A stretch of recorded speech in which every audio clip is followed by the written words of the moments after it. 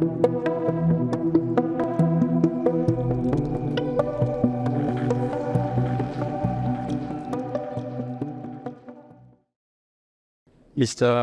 Ricard, it's a privilege to welcome you on a quite rainy, sunny day. You will be the sunshine of the day. Thank you. The Merode is an agora dedicated to inspiration and enrichment, open-mindedness and creativity. I'm sure you will help us to be that. It's a contemporary club in the center of Brussels where members get inspired, meet philosopher, entrepreneur, creative people, visionary, and spend quality time, cultivate themselves. You will be part of that today also. Thank you for nourishing us with altruism, because that will be one of the purposes of your speech today. We really need it today. You were a guide to yesterday and today. We are surely a guide of the future. Your word will be for us the opposite of the EI. They will be inspired. You will be inspired by, or you have been inspired by knowledge, experience, love, and life. A gift that large number of Merode are waiting for you. Thank you for accepting our invitation.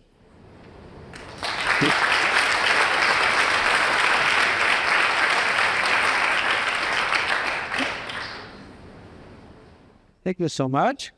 I'm glad to be with you. We had 2 wonderful days, the Journée Émergence on wonderment. And we had fantastic from photographers who spent their year in the Svalbard, to the Belgian astronomer who discovered 7 exoplanets around 1 star with possible life on it, and all kind of wonderful things. So it's nice to continue wonderment with meeting all of you. Thank you so much for welcoming me. I was told to speak in English. I can speak in Tibetan if you prefer. So, yes, we live in time of uncertainty, and maybe one could have wondered how to speak. We dare to speak of wonderment and altruism in those troubled times with so much suffering. But more than ever, we need those values. Otherwise, we easily fall in the wicked world syndrome. The world is bad. Human beings are irreparably bad. And therefore, there's no other hope than perpetual conflict among everyone. But that's not quite the case. And I would argue, despite all the drama, the barbarity, the massacres, that there's still the banality of goodness, meaning that most of the time, most of 8 billion human beings behave decently with each other. Nobody's going to be surprised when we come out that nobody had picked up a fight. That's the default mode. And that's why. Because that's what we expect to be the default mode. Otherwise, if there was some casualty at the end of our talk, and if really that was the way we were, then nobody would be surprised and nobody would speak about it. So we should not lose hope in human nature. In the photographic work I've been doing for last 50 years, I know we should show misery, famine, conflict, war. But at the same time, we need to give hope in potential for goodness of humanity, of feeling wonderment for nature in order to feel respect and be concerned about what we respect and want to act for what we respect.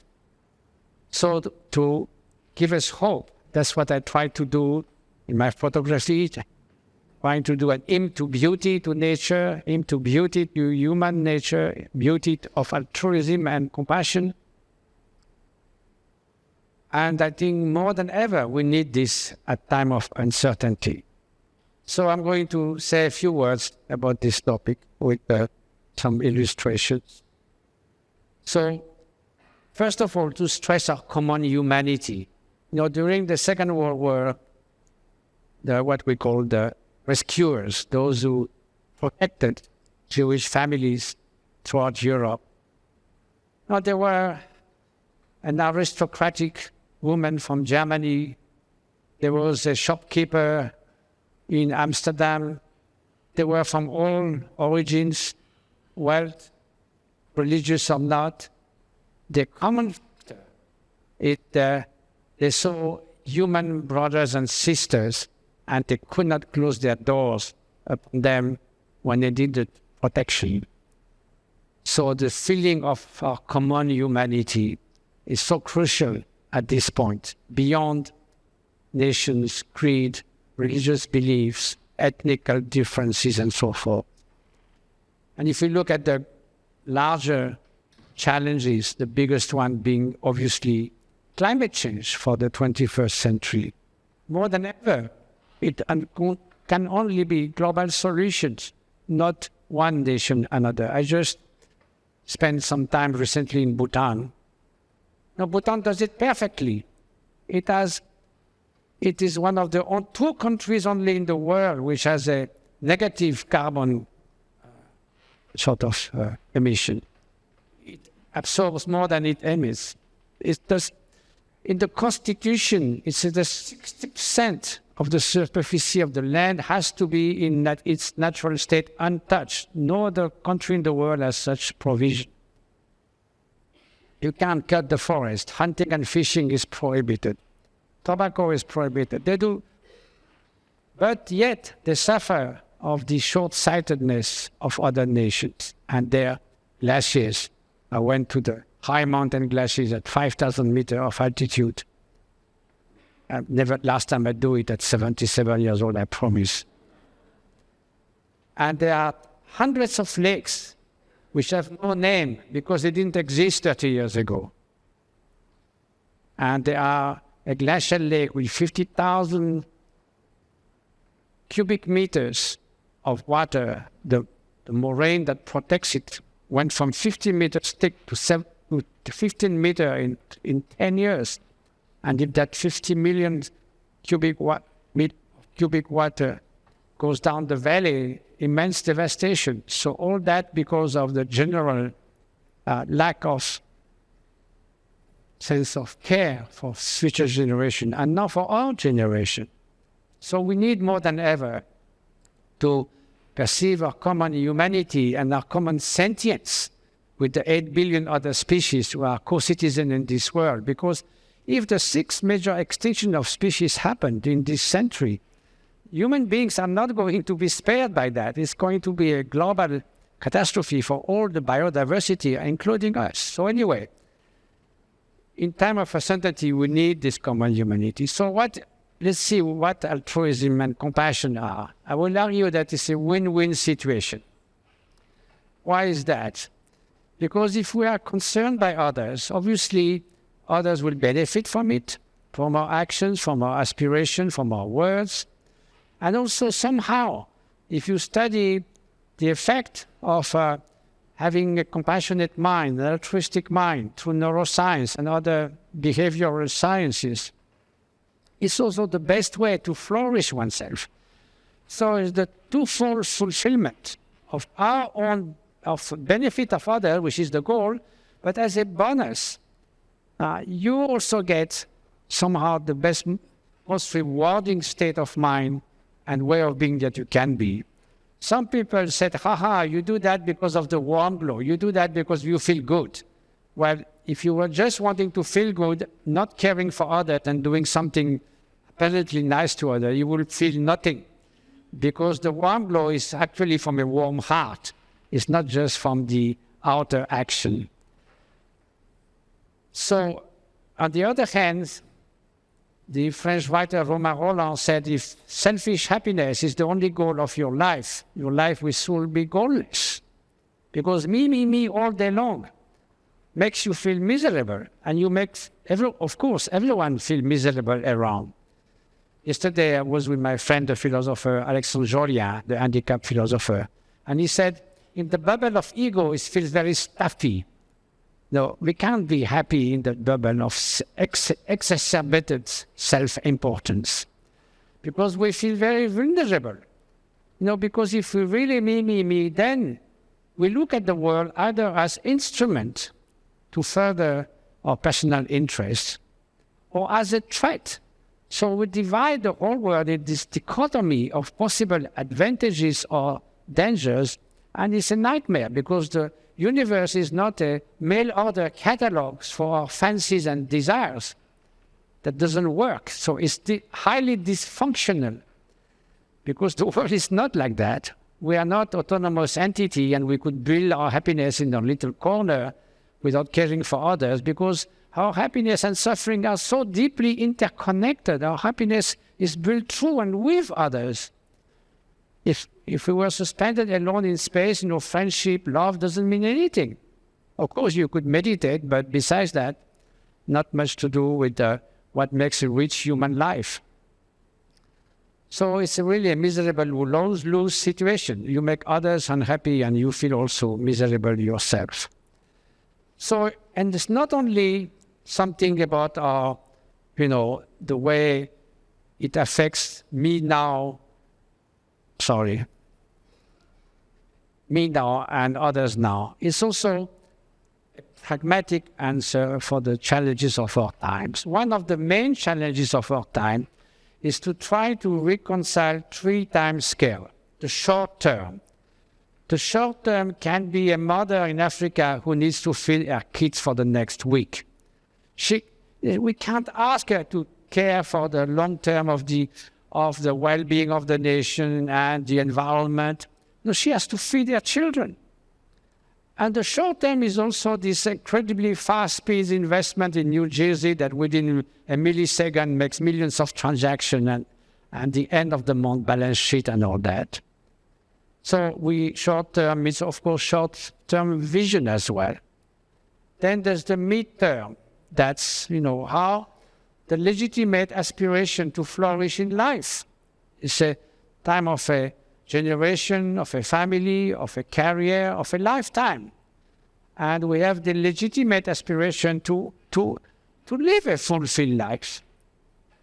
A nation, I remember I was part of the Bhutanese delegation at the United Nations for the motion on putting happiness or well-being on the agenda of the United Nations. And I was given 4 minutes to speak on the inner condition for happiness. And I did it in 3 minutes, 59 seconds. And I said that at the end that a nation that is the most powerful and the richest, where everyone is unhappy, what's the point? And then Prime Minister of New Zealand, Ellen Clark, was there, and I met her by accident a few months later, and she said, "Oh, you said that nation that is the most powerful and rich, and there's no point." So, yes, it is the case. So we need to also fulfill our deep aspiration. Then there's a new challenge on the long term. 10,000 years ago, we were around 5 million people on Earth. Actually, we almost could have not been existed here. At some point of extreme climate change, before the Holocene, at the period of stable climate until now, there were so many ups and downs.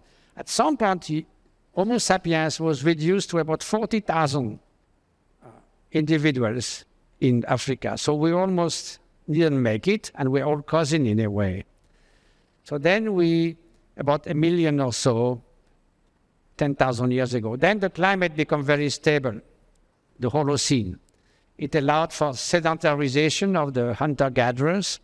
Then they started agriculture, herding cattle, disparity of wealth, conflict, wars. The real war started then. There was, of course, violence before, but no group of men going against another to mostly seize their resources. And of course, the explosion of population, 1 billion at the beginning of the 20th century, and now we are 8. Probably we are going to go down a little bit if, and maybe quite a lot if the climate change continue in this way. But in the 1950s, the great acceleration from everything, exponential growth of almost everything you can imagine, from CO2 to nitrate and so forth. We entered the Anthropocene, which is the first time in the history of Earth that one species become the major factor to shape almost geologically the future of life on Earth. So we don't feel responsible individually. No one wakes up in the morning thinking I'm wake up the planet. It came from the industrial and scientific revolution, and gradually, gradual change is very hard to react to emotionally. If I tell you in 30 years this place will be in fire, now if I say now fire as alarm has ring, we all go out. If we say in 30 years, they say, well, we'll see. So the future doesn't hurt, at least not yet. So it's hard. We need a cognitive approach to give its due importance. But otherwise, what will happen is future generation will say, you knew and you did nothing. So if we say we need to introduce compassion and altruism in economy, Francis Edgeworth, one of the founders of modern economic systems, said there's no place for altruism in the economic system. Well, maybe it's true.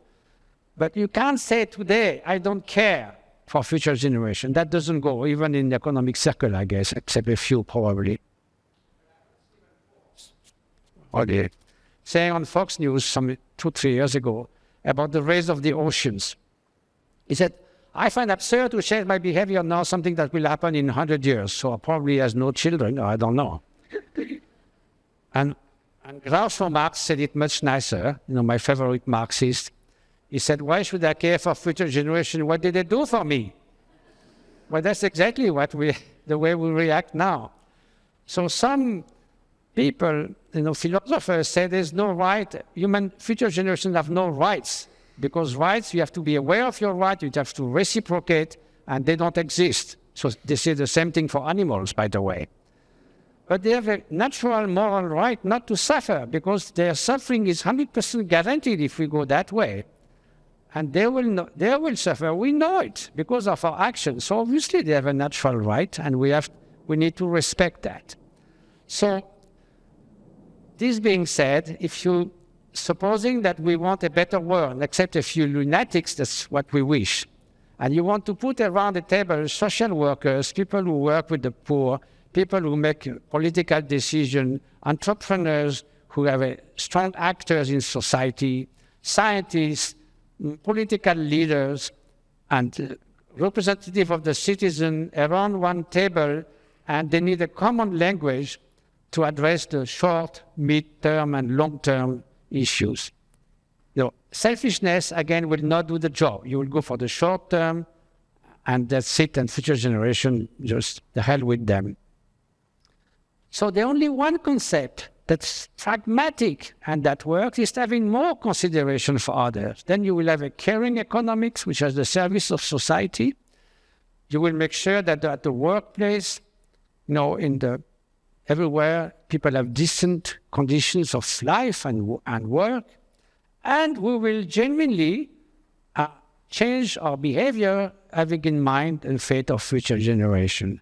So that's why this eco-anxiety now is common in young people, because they see the adults not being able to take the right decision, and they know they are going to be a world themselves, and certainly their children, which will have to face great challenges.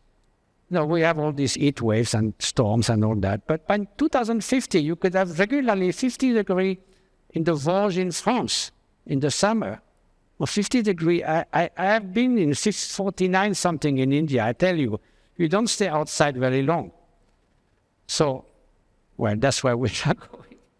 So we need to start with individuals. There's no societal change that doesn't start with individuals.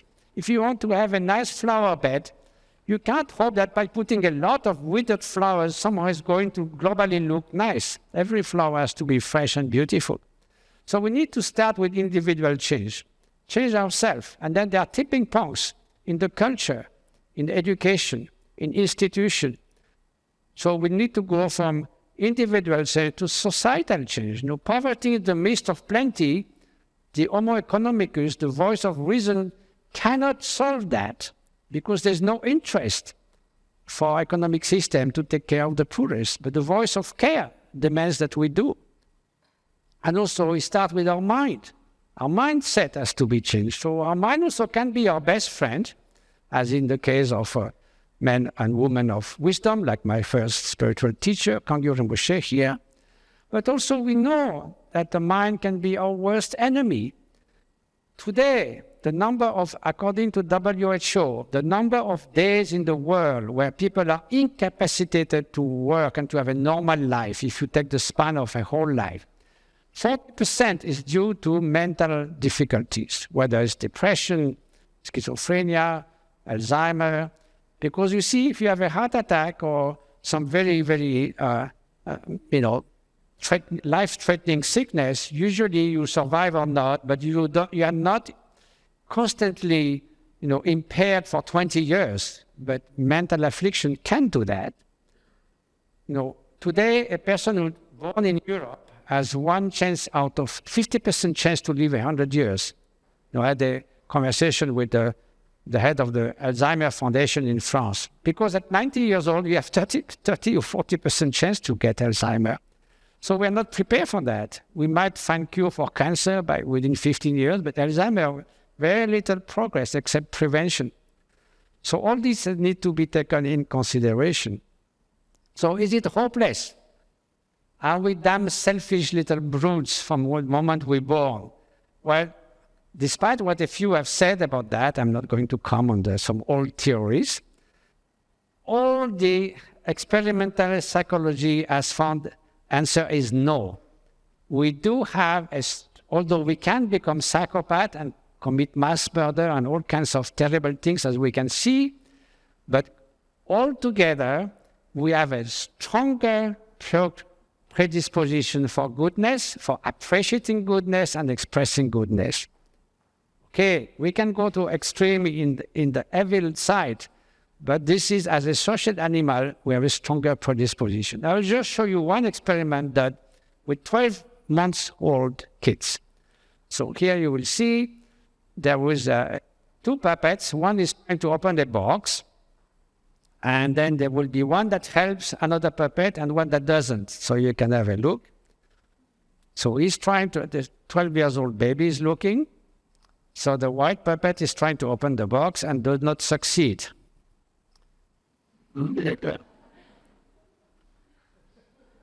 So then the blue puppet comes and helps. Good. Success. Second scenario, again, trying to open the box. Then comes the yellow puppet. Boom. Okay, now an experimenter who doesn't know which is the good and the bad one cannot influence. Give the choice to the kid.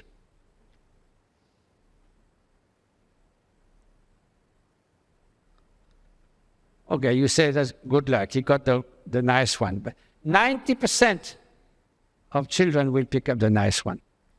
And it's not for them. There's some people interacting among each other. Now, you take 3-month-old babies. They cannot catch. You do the same thing and you look, where do they intently gaze? And 90% of 3-month-old baby gaze intently to the nice puppet. There's plenty of such experiments done in Leipzig, at Max Planck, at Yale, with Paul Bloom, and many people. They all have the same conclusion. We have a stronger disposition to cooperate, to appreciate people who behave nicely to each other. For example, they have film kids. You give them sweet, and they can, you say, would you like to give it to your friend or keep it for you? Okay, a number of them keep for them, but then they look like, pretty stern and upset. And those who, which is 60%, who give it to the others, then they smile. Happier to give it to than to keep it. So there's plenty of those things that says it's not a lost cause about human nature. Cooperation. the quality of... Oh, by the way, there was a OECD survey among the 30 OECD countries a few years ago about the 10 factors that contribute most to happiness. You know, you have income and all this kind of thing. Number one, quality of human relationship. That's quite clear. So, we have to take that in account. Why? People know that a place where it's good to work, also happens to succeed better, people are more prosperous. But what makes a place feel good to work? It's not, again, the salary, it's the quality of relation between all the different actors, the kind of not too hierarchical structures. I mean, their creativity is appreciated and so forth. And, we are not the only one to appreciate friendship and company. Cooperation is very much, ingrained in human beings. This is one community in the States, but I see in Nepal from my hermitage that when they do the harvest, everyone comes to one field when it's ready to harvest, and then they feast after that. And then the next week, they all go to another field, and it's sort of natural, it's spontaneous, but also expected. If you were not come, then they say, oh, this guy is never coming, so we're not going to go to. So it's a kind of harmonious understanding that we reciprocate altruism, and then this creates an harmonious society throughout the farmers. And there's a joy to cooperate, unless, unlike the opposite. And again, we don't have the privilege, the monopoly of cooperation. So sometimes, yes, the struggle for life, the survival of the fittest, in that case, is the seagull. But, we can struggle for life together.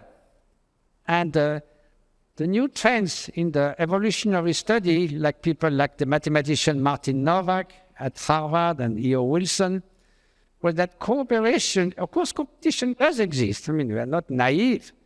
But the cooperation has been much more creative throughout evolution to progress to different levels of evolution, from monocellular to multicellular, then to symbiosis, then to, big society like ants and bees and human beings.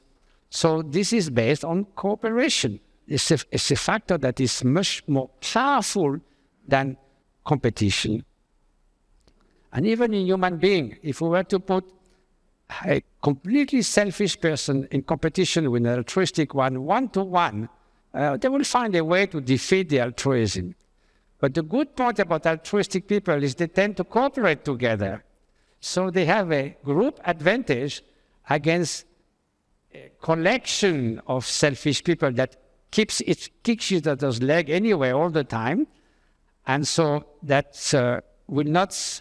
So a group of cooperating altruistic people will have a strong advantage. So in a way, it is possible that at this level, evolution will favor altruism. And that's what we need for our survival. And evolution select for surviving traits. So we are also capable of extraordinary acts of heroism. And we are not the only one. Evolution is very, economical. If we have something, we have a certain quality, you can be sure you can find it somewhere at a different degree, in a different form, in other species. So what is altruism, by the way? Altruism is the wish to do good for others, or more technically, that they find happiness and the cause of happiness. Now, this is the general set of having benevolence towards others. Now, others also suffer. So that's a particular subset of human beings. Even it's quite common to suffer, of course. We're never spared by suffering, but not all the time. So mostly the vastest attitude is that of benevolence, of altruism, wishing good to others. And then for those who suffer, we wish them to remove the cause of suffering, and we call that compassion. That's the Buddhist term. That's also what the term used in psychology.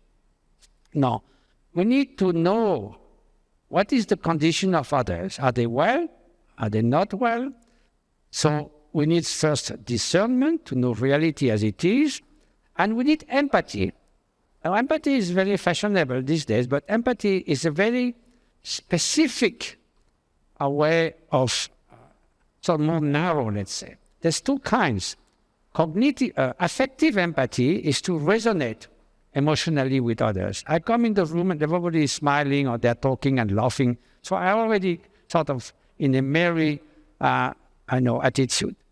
Then I'm a caregiver in the hospital and I see a child suffering immensely. I suffer because of that child suffering.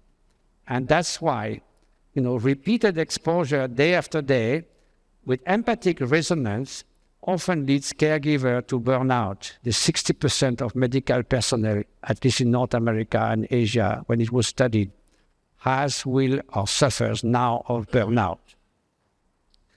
Because empathic resonance, empathy is the effect that the feeling of others has on you. And then if it's more and more and more, the burden is too much, emotional exhaustion. So I participated in research with Tanya Singer, who is one of the leading specialists of empathy in neuroscience, and she was at that time at the Max Planck Institute.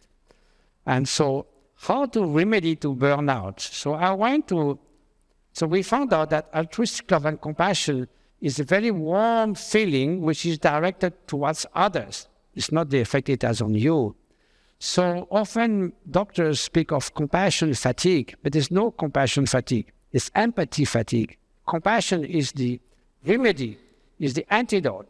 And we could show that in neuroscience because she asked some meditators, including me, to do what they were doing when they meditate on love and compassion. And then Tanya told me to the speaker, what are you doing? It's not the area that we know are activated normally. I said, well, I'm meditating compassion. He said, what's that? So let's come out and let's speak. So she's specialist of empathy. So she explained me what empathy was. I said, can you just do empathy without compassion? I said, well, I can try. So I had seen a documentary on the BBC about, Romanian orphans in such an incredibly terrible condition. So for 1 hour in the fMRI, I resonated with their suffering. We do by segments of 30 seconds, and then, so I'll spare you the details. Within an hour, I was at an intense burnout. So normally we don't stay more than an hour in the fMRI. I mean, I stayed sometimes 9 hours in a day, but anyway. So she said, will you come out or shall we go on with compassion? I said, please let me go to compassion because I don't feel, I feel this, I didn't know what to do, how to handle the kids, and I was representing their suffering. So when I turned to compassion and love, it was like every atom of suffering was permitted with atom of love. I was feeling like to take them in my arms, and it's full of like an ocean of loving kindness to those kids. And then in the brain, it was completely changed. So the areas of the brain actually were completely different. Those activated by loving kindness and compassion versus empathy. So we try to bring that in France. We have something working with the SAMU Social, who deals with migrant and homeless. We try to do that in some medical facilities, like I did few presentations in the CHU of Bordeaux and other places. And Tanya is trying to bring that to the medical system in Germany. So why we think that is possible? Because, until 30 years ago, we thought that the brain is fixed when we are adults because it's so complex that you will mess it up if you will bring any change. It's just not true. It was found, now we know, and there are many discoveries over the years confirmed that until our death, the brain is plastic. If we're exposed to new outer condition passively, or if we actively train into something, it can be to learn to juggle. And some areas of the brain will change functionally and structurally. If you learn how to sing, it was first found in birds that learns new song, and some place of their brain would change. But so if that is the case, we can also train in attention, loving kindness, compassion, resilience, all those fundamental human qualities. So in the year like 2000, there was a program started under the inspiration of the Dalai Lama to have some of the best neuroscientists, who are willing to do that with long-term meditators like this one, who did, 50,000 years of hours of meditation in their lives. Because we thought that if we don't find indoors, then what's no point of asking, trying to find some change in some guys who have done mindfulness for 3 weeks. But it turned out that there was major changes in their brains, and I was one of the first guinea pigs. Structural and functional changes. So then that led us to say, okay, now how do we get there? Can you make a change in a few months? So that's the first time I went to Richie Davidson's lab in Madison, and I just come out of 3 hours in fMRI machine. And as Richie said, usually when you come out of 3 hours of fMRI machine, you don't smile too much. But I thought it was very nice. It was quiet there. Nobody was disturbing me. Was lying down nicely and sort of the dark, and there was this little blue light. So I thought it's great. So anyway, meantime, I think I must have spent now more than 120 hours in the fMRI machine. I know all of those of North America, Princeton, Harvard, Leipzig, Maastricht. They're all a bit different, more or less narrow, more or less dark, cold. So anyway, it's not the perfect place to meditate, but not too bad. So here is just an example we did in Maastricht with real-time fMRI. So Tanya Singer again asked me, can you do 30% of compassion, 60% of 90%? You may say, what do you mean? I think of this guy, I'm only going to give 30% of my compassion. This okay, I can give him the whole thing. It's more like when you start to boil some water and you boil it halfway, all the way, or you just, maximize it. And why not modulating that? Well, we tried. So for a few hours, we did that, and you can see the result. When the instruction was 30%, you can see the measurement of activation of the areas connected with loving kindness are activated about 1/3. And so there was a match between the subjective experience and what was measured, which is, seems that it's a good sign that we were actually measuring something, not just anything that happens in the brain. So now, one of the first studies also was to compare that with people, volunteers, who come to the lab and they say, okay, for 1 week we're going to train you, you're going to do 20 minutes a day of compassion meditation. And they do their best, and they certainly feel something. No question. They know what it is. But if you look at the brain, the change is not strong enough to show something on the brain. That's it. So what is it? Yeah, the left side, you see the meditators at rest, so they rest, so they don't expect to see some activation. And then when they engage for the rest 30 seconds, and then 1 minute or 2 minutes of compassion, then they do again rest. They do that 30 times. So you see the strong activation of some areas. Those are areas connected with parental love, parental care, with empathy, with sort of positive emotions, and social behavior. So then you see the novices, well, nothing happened much at rest, and nothing happened either in meditation. But now if you wait a few months, you see the activation happen. And if you look later on at the structure of the brain, you find some structural change. It's not just functional like this. So here it is, only 4 weeks of MSR, mindfulness-based stress reduction practices.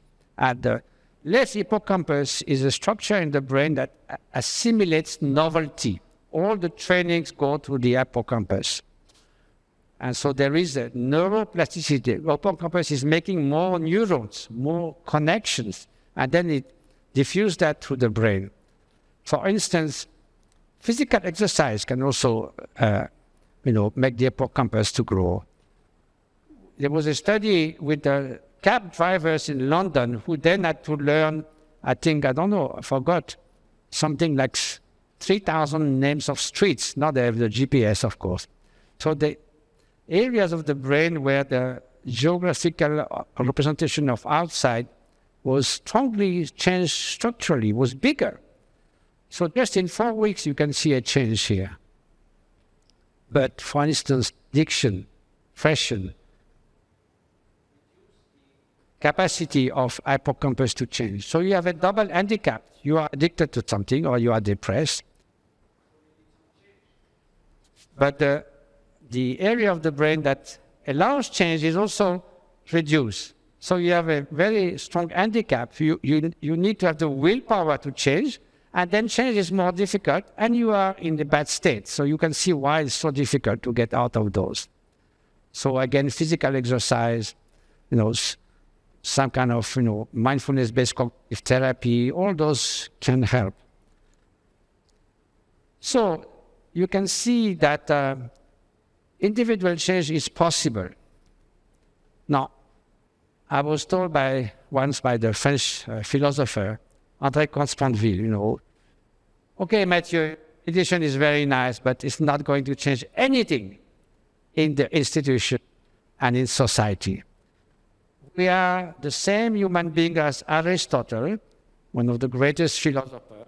He thought that slavery is nothing bad. It's okay, there are 100 people making 1,000 people happy, well, good deal. And now we think that slavery is an abomination. Human beings are the same, but the institutions have changed. So on the spot, I didn't know what to say. But when I thought about it, I thought, what does he mean? Basically, we have the same genes. We know that. Except a gene for assimilating lactose, the human genome has not changed for 10,000 years. But what else has changed? Cultures. Then also, so cultural change goes faster than gene. That's also a Darwinian process, and there was a lot of studies. War. The 19th century world was the melting pot of civilization. Who would dare to say such stupid things right now, except a few lunatics again? Attitude toward the environment. When Rachel Carson's book Silent Spring came out when I was a teenager, a bird watcher, it was just the first sort of thing that say, okay. But now we know it's a major preoccupation, even though we don't know how to handle it properly. Tobacco, 30 years between clear knowledge that direct and indirect smoking was causing cancer to actually make it happen in society on the big scale.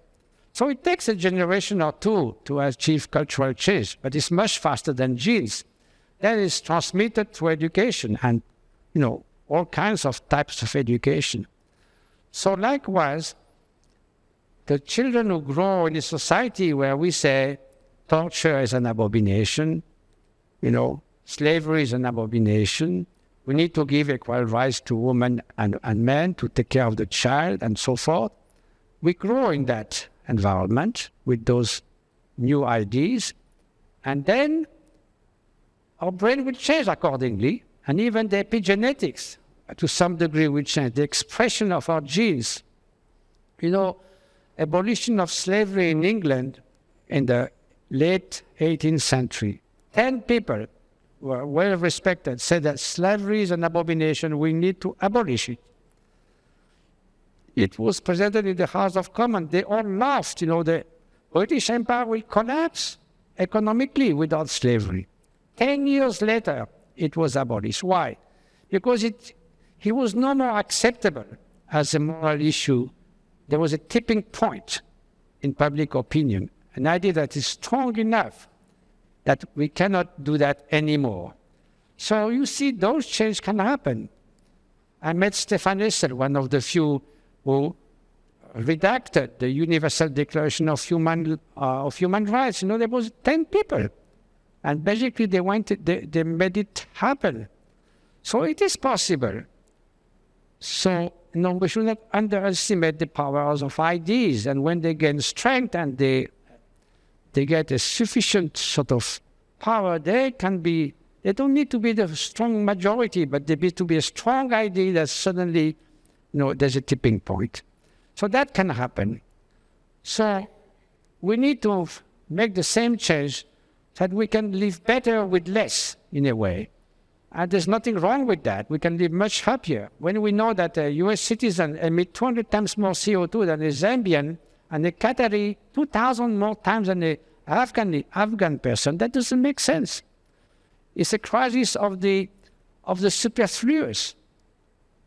So that is not sustainable. And what we call sustainable development is a suspicious notion because we always think about quantitative development.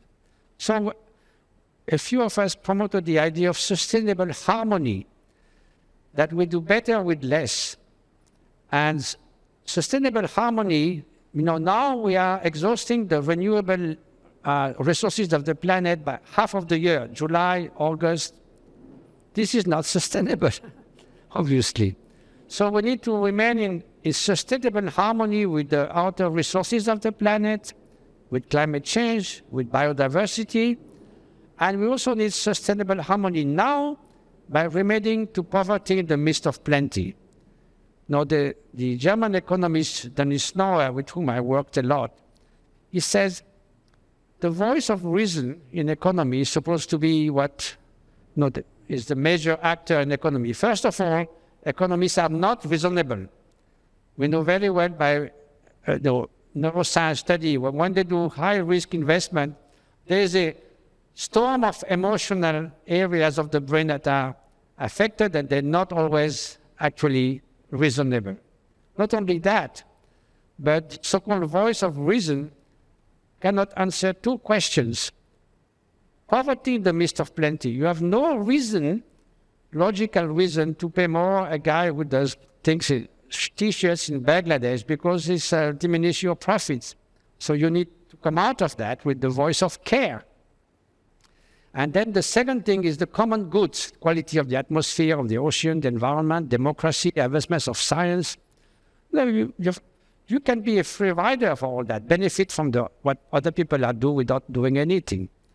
So to participate in preserving the common good, again, you need to step out of the promotion of personal preference and interest, which is the definition of the homo economicus, and which is a sort of caricature of human beings. We are not just motivated by promoting our immediate personal interest. That's another dimension in human beings. So therefore, we need the voice of care along the voice of reason. And that may lead to a sustainable harmony, although we are not quite there yet. We need to realize that the Holocene, that those 10,000 years of stability that were up to the year 1950, is our Eden, because if we could protect it, if we could remain within the planetary boundaries for many factors like CO2, acidification of the oceans and so forth, we could continue to prosper that way for another 50,000 years before a natural change might happen, another glaciation or something. But this is purely man-made, and it's the fastest that was ever recorded on the Earth history, so clearly it's our doing. It's a man-made problem that we could solve through intelligence. One of the Harvard professors who works on climate said, we say that intelligence is the characteristic of human being. But he said maybe it's stupidity because we are the only species that does things that's clearly detrimental to its own survival. No other species does something like that. So we need a caring economics again, where this is what a enlightened economy could be. When we did the conference on this gross national happiness at the UN, there were 3 Nobel Prize of Economy. It was Stiglitz among them. And he said, don't take it lightly. This is a very sound system, but there are 3 indexes: financial index, the societal index. So of course, Bhutan is a small country; it can do that, it can afford it. But they do measure that. The GDP was invented by an economist called Kuznets, and he himself said this is a measure of the financial exchange within a nation. By no way it can measure the state of well-being or just global prosperity of a nation. Yet this is what we're supposed to, we measure things by GDP. in Europe includes, the income from prostitution, from smuggling, from drug dealing. So that's detrimental to society. So the idea that in Bhutan you have societal index, that means, like volunteering is not included in GDP, at least in France. In Bhutan, it's up to 10% of the GDP, so this is not minor. And also, what is the societal impact of something? You take tobacco smoking. Okay, it's good for GDP, of course. We know that. Then you go to a hospital with lung cancer. That's good for GDP. Then you pay the funeral home. That's good for GDP. But it's a loss, a societal loss, because it could be avoided. There's 6 million people die today because of tobacco, every year. Of course, they don't kill that year, but throughout their life, if you make so that's 100 million or more in the 20th century, as much as the two work. And then we just go on, this easily avoidable cause of death. Anyway, so in Bhutan, that's why they say, well, this is against social wealth, so we don't do it. No tobacco. Then environmental wealth. The forest in Bhutan is 10 times the value of the GDP. They could sell it, and then in 10 years, they would have no forest. What's the point? So they keep it, and they say, well, that's our environmental wealth. So a nation doesn't like to be a loser. So if you just measure the GDP, and if it goes down, you say, ooh, terrible, we're in recession, this and that. But if you see that the social index is better, the environmental index is good, you say, oh, we're doing well. So we don't feel depressed. So otherwise, that's what the problem is. And another good thing is that spending money on others promotes happiness. That was very nice study done on 30 countries. They look at people who give anything, little bit to lot, but they do give compared to those who never give. And they found that they're significantly happier than others. So that's good news. And the French writer, Jules Renard, who was not a very optimistic guy, he said, if money doesn't make happiness, give it to others. So he was quite right. And then we need to extend our altruism to 8 million other species. The number of Homo sapiens to live on Earth is estimated 120 billions. That's not much, because again, 10,000 years ago, we were only 5 millions. So it's only very recently that there was this explosion. Well, guess what? That's the number of sea and land animals that we kill every 2 months, 120 billion. Every 2 months, and it goes on and on. So are supposed to be needs. So except a few Eskimos and, nomads, fishermen in Myanmar and a few like that, about 0.5% of human population really needs that hunting, fishing for surviving. We don't anymore. Everyone is losing. Of course, there are 120 billion animals every 2 months. Poverty in the world, because we need to ship about 900 million tons of grain from South America and Africa to a rich country for the process of, producing meat, which is a reverse protein factory. We need 10 kilos of good, vegetal protein that could feed about a billion people to produce 1 kilo of processed meat, which is not a very good outcome. So it's bad for poverty. It's bad for health, as the WHO is, red and processed meat is probably level 2 cancer risk. It's bad for the animals. It's bad for the climate. It's the second cause of greenhouse gas emission, 15% after habitations and even before transportations, even before the planes, the boats, the cars and so forth. And it's the easiest to reduce because it doesn't take long time to decide to have even you don't want to become vegetarian or vegan, but at least reduce significantly. And that has been again and again recommended by the GIEC, the UN study for climate change, that this is one of the easiest way to mitigate the emission of methane, for instance, which is 20 times more active in the atmosphere than CO2, and which can disappear after 10 years. So all these factors together makes everybody's losing with that. So it's not a dogmatic sort of crusade for vegetarianism. I'm vegetarian for 50 years, but that's my choice. But this is a really sound decision to have a much more, plant-based diet. That's one of the factors that we can use. So all this goes together with the idea that other species, we are not everything and they are nothing. They have their lives, they have somehow wish to survive, and they try their best to do so, and why should we not respect that? So that's one important factor. We have done a lot of moral progress over the centuries, but we still have a gap when it comes to other species. As Martin Luther King said, it's up to each of us to decide whether to walk in the light of creative altruism or in the darkness of destructive egoism or selfishness. So I leave you with that. And I like very much this quote of Victor Hugo: nothing more powerful than an idea whose time has come. And I think personally that consideration of others and altruism is the only one that can work. And I can see nothing other, even in times of tragic wars and uncertainty. Selfishness is not going to do the job.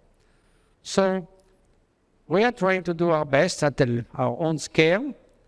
From the beginning, I decided to dedicate 100% of the royalties to my books and conferences and exhibition of photographs to Karuna Sechen. So I gave all what I earned over the last 20 years. And now we are helping about 400,000 people. There's wonderful people taking care now. I'm 77, so I've mostly handed over, but they are showing my face from time to time. I'm the l'homme sandwich, as we say in French. But in India and Nepal, and to as much as we can in Tibet, where we started, which is more and more difficult because of the Chinese, there's more and more making things tied up. And we work in the extreme poverty, answering the most vital needs of people, whether it's education of adult women. We make 60,000 vegetable kitchen garden in India, where people grow basic needs for food security. We have elementary schools with cooperatives learning by play. We do all kinds of things, all kinds of places. We build many clinics, school dispensaries, and we do our best, whatever we can. Also in the environment, and we work mostly in area where people are the most deprived and the most in need. So we started in Tibet, and we built about 25 schools there. You see, there was basically no school at all. And this was a school for 900 kids. For 26 villages, there's no school. So we built that almost, like a, I don't know how to say, without asking any official permit, just with the complicity of the local population. And it's not more like it's just crazy sometimes. We were going with 2 suitcases full of banknotes to the far west of philanthropy. So now we are more organized. There are registered accountants and all this stuff. So how happy the kids are to study. Also, we said we need bridges. People ask us to build bridges. Say, why should we build bridges? This is the government should do that. But then after 5 years, they're asking every year to build bridges. And when we cross a river, that's our car, you see there's a need for bridge, obviously. So we built 18 bridges without asking any permission. We're just local people arranging things, building some contractors. This is a bringing on the Mekong River in Tibet. And a lot of people that died that year trying to cross on makeshift boats. They're not very good sailors, the Tibetans, I tell you. Plus, they are for 50 kilometers, there was not a single bridge, so they couldn't have access to school, to the roads, to clinics, and so forth. Elderly, they live as extended families. So when someone is alone as an elder, there's really, for some reason, there's no family. So we built some decent home for that. She's the happiest woman in the world. You see those very nice old people. And then we also acted during the earthquake. I found this was 2010 or something. We brought 30 trucks of goods And we built a 3,700 meters earthquake resistant school for 600 kids. And in Nepal, we have a palliative care unit. We take care of the handicapped. In India, there's another clinic in Nepal. This is a new clinic we built in Jharkhand. Jharkhand is the poorest state of India. It's a urban state. It's a lot of minerals, like uranium, coal, and copper. But the tribes are very poor. So we built a hospital that covers the whole area there. And it's a very nice one. So we do literacy for adult women so that they can sign a check, open a bank account, and keep the money for their kids instead of husband drinking the whole thing. So they're so happy to learn how to read and write. The cooperative play, there's no kindergarten, so the very young kids, they put them in the room all day long with someone to look at them, and they just cry and fight. They don't know what to do. The keepers don't know what to do. So we brought them this kind of learning through cooperative games and so forth, and they are so happy, and it works very well. For some time, we built school with bamboos. We built 9 schools of bamboos for you take. In 3 months, you build a school at that time, for $60,000 for 1,000 kids. It's a good return on investment. And that lasts for 30 years. So I see how happy the kids are to study. So in short, we try to do our best. And I had this little girl that was our mascot. She was a girl in one of the clinics we built in Tibet. And then I photographed her in the kitchen, and she looked at me with this innocent, transparent gaze. And a few years later, I said, where is she? So finally they brought her back, and she was there with the same nice. So I told Steve McCurry, this is my this famous Afghani girl that he found 30 years ago. I told him, this is my Tibetan girl. So I want to see her again 10 years later. So if anyone is interested, it's very easy to participate, to be part of Karuna family. And this interdependence, because there are the people in the ground who needs our help. There are the 200 people in India and 50 people in Nepal who work there, local people for the association. There's a group in France that makes that happen. We have an Afghani person who used to work at the UN, that's a general coordinator for the projects. There are people like me, like clown around to find some help and support. And there are people like you who help us to do so. So it's all like the fingers of one hand. It is not that it's more important. We need all of those to something to work. So thank you so much if you want to join us. And thank you for listening patiently to this, there's in France we have the blabla car for this common car, and the blabla monk. So that's it.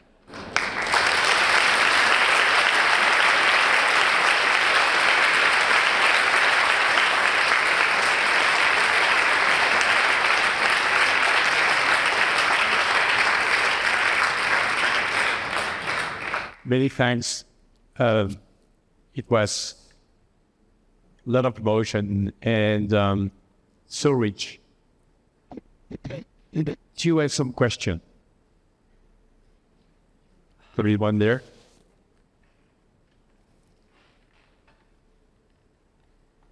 Thank you. Thank you so much, Matthieu, for your inspiring talk. I'm Jade. Very nice to meet you. I have a question that's maybe more about what's happening currently in the Middle East. You're talking about compassion, empathy, and I was wondering what's your take on how to bring more compassion and empathy for a conflict as Israel-Palestine is happening right now. What do you think about it, and how can we bring more compassion and empathy in that region? I remember during the Iraq War, someone asked me, what about your meditation and compassion? This is unfair. Because when the forest is in fire, you say, what do you do about that, as a person? Of course, we need to care about this kind of thing when there's a spark.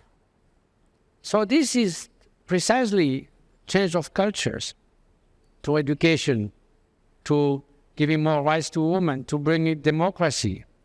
If you look at the book of Steven Pinker, The Better Angels of Our Nature, clearly the nation that go at war still in the last 50 years are those with no real democratic system working, where the status of women is very poor, and we do very little exchange with others.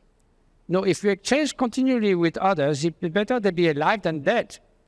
So in the Middle Age, when there was 500 political entities in Europe, and they were constantly fighting with each other, burning the ground and maiming the peasant, and then after 5 years they will do the other side. Now there are 50 nations that until recently, at least in European community, live more or less in peace. So this is because of precisely democratic and free exchange and living together and institutions and so forth. So that doesn't come immediately, but that's where altruism and compassion take place. So, no, you can say, well, it's not the role of government to promote altruism, but at least they could bring the social condition so that cooperation could safely occur between people. That benevolent people will be somehow, benevolence will be recognized as a value. I work with a French philosopher who tried to promote care in institution. Again, compassion is, say, well, that's nice, but it's not about politics. But care, you cannot say, of course, there's no good French word, translate that. But being concerned by others, you can't say, I don't care anymore, socially and also. So she was told, oh, no, care is a personal thing. You can't bring that in institution. Why? We know very well that we need to put that at the heart of our values. So this is nothing religious. This is nothing an extreme philosophical view. This is answering our basic human needs. So that change can happen, but it needs a cultural change that trickles in the institution, in education, and so forth. Each other's respect. So in the meantime, when there are, the forest is in fire, at least we need to not add fuel on the fire. And fuel on the fire, as Gandhi said, if you apply eye for eye, tooth for tooth, the world will be toothless and blind. So if you go like that, and the Buddha said, if hatred replies to hatred, hatred will never cease. So we need to break the cycle of hatred, and there's no other way. But who's going to listen? I don't know. There was a question in the front. Yes, good evening, I'm Celine, and thank you so much for your wise words. I have a question related to empathic distress that you mentioned. I understand that compassion can be a solution, but sometimes in front of big problems, I feel really powerless. You what? So I feel powerless. There is nothing I can do because it's not in my hands. How can we avoid the empathic fatigue kind of situation? Thank you.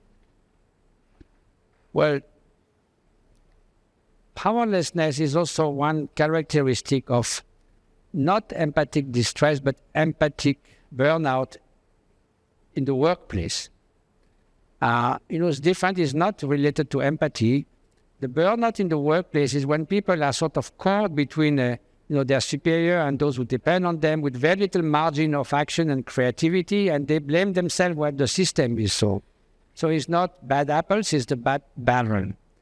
So that needs to be a change within the institution to favor creativity, to have more exchange and more collective work and less hierarchical work and so forth. Now, what did you say exactly? So you feel powerless, yes.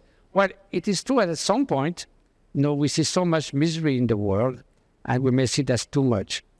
So, we have this issue in Buddhist meditation that we may meditate on loving kindness, but then the danger is to shift to attachment. I only love my dogs and those who like and those who treat me well. So we need to extend that. So we go to impartiality to see, well, there's no one who wakes up in the morning thinking, may I suffer the whole day and possibly my whole life. So we all have this basic need. I'd rather not suffer. So that need to be recognized. Then you can extend that. Then compassion, in case you get too much with indifferent, then compassion, you think about suffering. But sometimes you might feel overwhelmed. There's so much, and what can I do? So then you need to shift to celebrating, to rejoicing. There are so many good things. In many aspects, the world is better than what we think. look at extreme poverty. It went from 1.5 billion to 800 million now in 20 years, thanks to the Millennium Goal. Now it's going on. Number of women who died and child women at birth divide by half in 30 years. Number of kids out of school also divide by half in 30 years. So this could be jeopardized by climate change, but there's a lot of things that are going better. There's a lot of things to rejoice as well. Once I was asked I was one of those TV things, and they asked me, we're going to ask you to comment for the 5 headlines of today. And they showed me the list. I said, don't you have a good news? There are good news. Why do we only, if 3 people are, unfortunately killed somewhere, immediately everyone knows everywhere. But if 100 people are helping elders somewhere every day, then nobody speaks about that occasionally in some side newspaper or something, but it's not going to make the news tonight. So we need to see that, and it's not also to see things with a rosy sort of, varnish, but it is happening. And then we need to, again, through education, to societal change, to remedy to what brought about all those injustice and massacres and barbarian acts, so that people realize that there should not be any reason to do that to other human beings. But that doesn't happen instantly. And when, again, the forest is in fire, we feel somehow powerless, but we should not lose courage. Otherwise, this is free for all. And then to an extent that we have an influence in society, we need to, push to elections, to whatever relation we have, to lobbying for the good cause, so that, somehow some peace is brought back. And then those who do barbarian acts are neutralized without, that tens of thousands suffer around, which has nothing to do with that. So all these need to be carefully considered, but it's true that we sometimes feel powerless, and for the climate change that we increasingly feel powerless. My friend Ignatius Bertrand said, it's too late to be pessimistic. So I used to quote that, but now he says, I don't believe that anymore. So what to do? There will be a lot of suffering. Human population is reduced to 1 billion. We say, oh, that's great, less people. But no, it's not going to happen like that. It's conflicts, famines, migration. So it could happen if it's 4 degrees, that's the prediction, 1 billion, down to from 8 to 1. But at the cost of how much suffering? So human species will survive probably another, 500,000 years. But the suffering is there. So can we avoid that? That's a collective question. Not one single person can do anything. Yeah. One last question. Thank you very much for this presentation. I have more of a comment than a question. My name is Martha, so thank you once more. I really loved the entire intake of how science also now see the meditation and imprint on us. Me, myself, daily, I teach yoga, I teach meditation. So it's, I also study somewhat psychotherapy, so it's my mission to advocate for mental health. And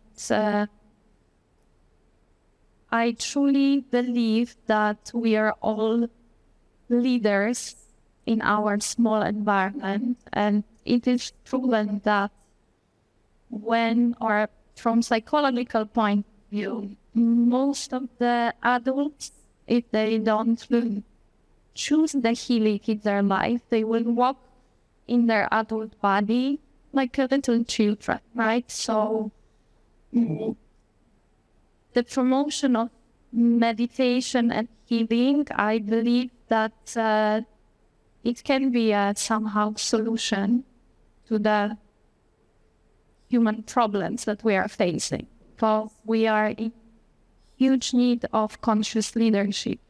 And each of us can take a decision for healing, for mental health, and taking these little steps that you are speaking about. Because as we were hearing today, it exactly starts with small ideas, small changes. So thank you for this. Well, meditation is doesn't mean anything, basically. Because it's such a vast, meditation really from the Sanskrit and Tibetan roots means training the mind or cultivating some qualities, becoming more familiar with something. So training, you could say, I'm training. Then you wait for what's next. You playing rugby or ping pong or meditation, as we call it now. So there's as much kind of meditation as there is training of the mind, which is exactly what it means. So you may train, becoming more efficient and ruthlessly, discarding your competitors. That's the kind of training. Or you may train your mind for attentive presence so that you can use that as a tool to then cultivate compassion and kindness, resilience, inner strength, inner peace. So if mind training is used to cultivate basic human qualities, then of course we need that. As I mentioned, our mind can be our best friend or our worst enemy. And we deal with our mind from morning till evening, by the way. And we intuitively want to remedy to outer conditions. Yes, we need to improve the outer world. Again, poverty and so forth. But that much we can do. Our control of the world is limited. Sense of powerlessness is ephemeral. We are at the top and then next day we fall down. And it's often illusory. We think we're in control. We're not.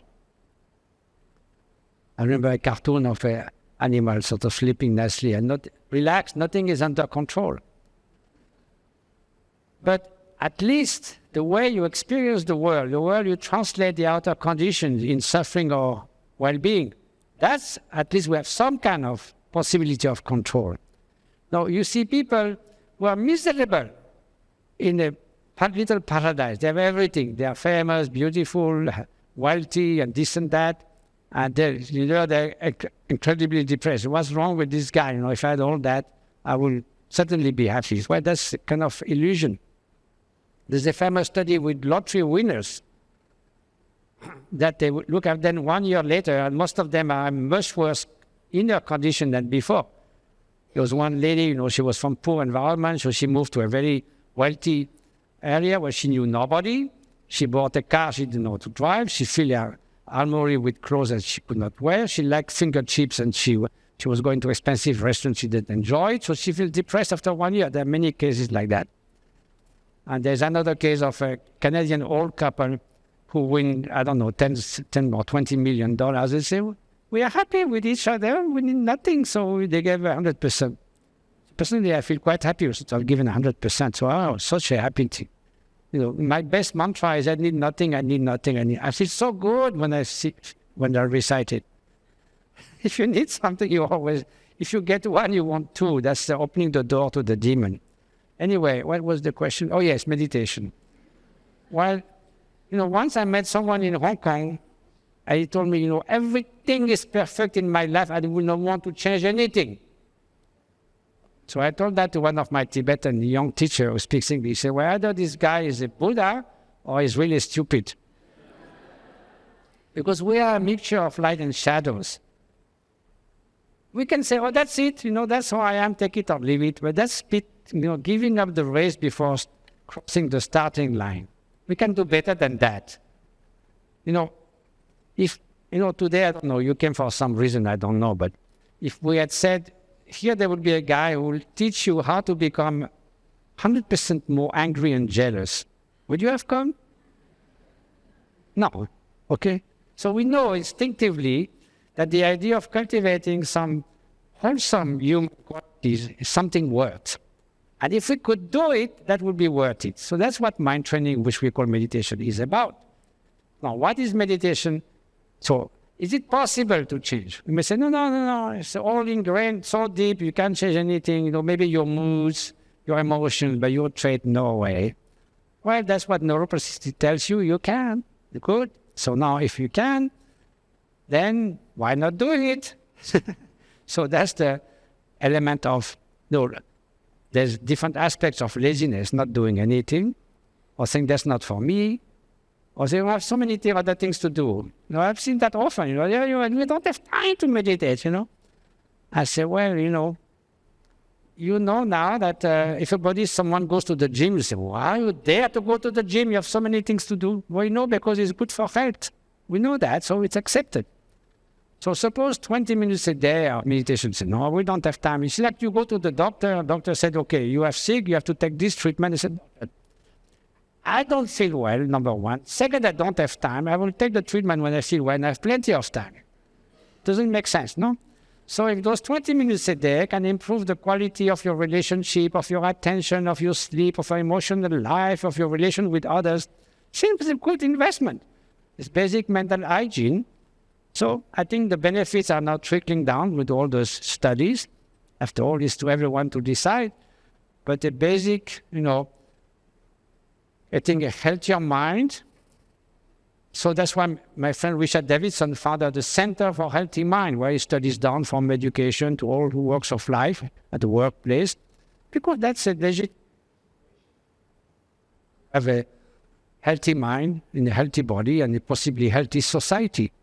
So yes, in a way, we can't escape, we should not underestimate the faculty that our mind can change, not to become a superhero of meditation or Olympic champion, but that we function in a more optimal way. And that's possible no matter where we start from.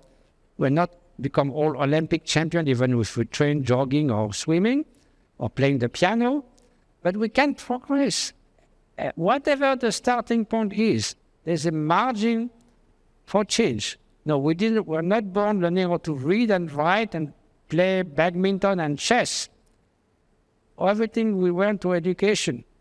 So why not about basic human quality? That will be contrary to all we know about learning and assimilating things. So human qualities can be trained as skills.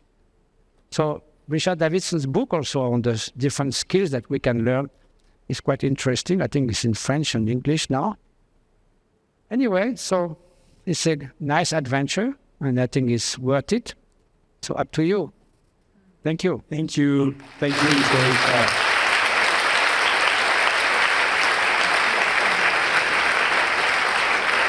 I think the reason we come here is because we need you. Bon. No, thank you for everything. Three things. There is a Belgian scientist in Liège you have worked with, Stephen Lorenz. He made a book, and it's about meditation, the study of meditation. Go and read it. It's very, very. Secondly, we had a few weeks ago Charles Pepin. Yes. The philosopher Charles Pepin, but also he is a journalist at France Inter. And he made a podcast with you. It's Sous le Soleil de Platon. It's still available on France Culture, France Inter. Go listen. It's just fantastic. And it's the occasion to listen to you one more times. Great. Third things, sorry? No, I love Stephen Lorenz and Charles Pepin. They're great scientists and thinker. Try to do that. It's fantastic. And the last thing, it's 16, 17 November. We are welcoming the Wellbeing Summit. There is a Wellbeing Summit worldwide. And we asked them if we can organize a Wellbeing Summit in Belgium. It's the first time that they authorize somebody to do something locally. We are doing it with them, in collaboration with them. Go on the website, see what we have. The program is amazing. Altruism is one thing, but well-being is another thing, and altogether is dream. Thank you very much. Thank you.